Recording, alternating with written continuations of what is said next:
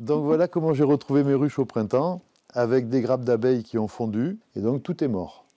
Cet apiculteur a perdu 75% de son cheptel cette année, soit plus de 180 ruches. Une surmortalité qu'il explique par plusieurs facteurs. On a le problème donc des pesticides, le problème de ce petit acarien, le problème de la biodiversité. Là, il y a plein de fleurs qui manquent dans nos campagnes. De son côté, cet apiculteur de Saint-Sylvestre est plus catégorique. Il y a beaucoup moins d'insectes. D'ailleurs, ça a été mis en évidence par nos chercheurs une fois de plus, la disparition de 70 à 80% des insectes, 30% des oiseaux.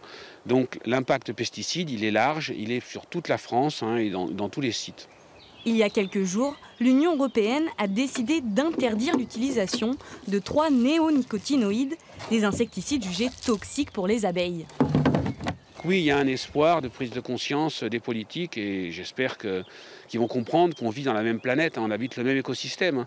Quand les abeilles vont disparaître, nous, on suivra, on habite la même planète. En France, certains veulent aller plus loin. Le député de la Creuse a déposé un amendement qui prévoit l'élargissement de l'interdiction.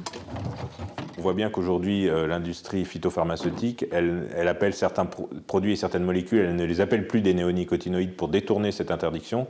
Donc l'amendement avait pour but d'interdire les néonicotinoïdes et toutes les molécules qui avaient le même mode d'action, à savoir de perturbateurs du système nerveux des insectes.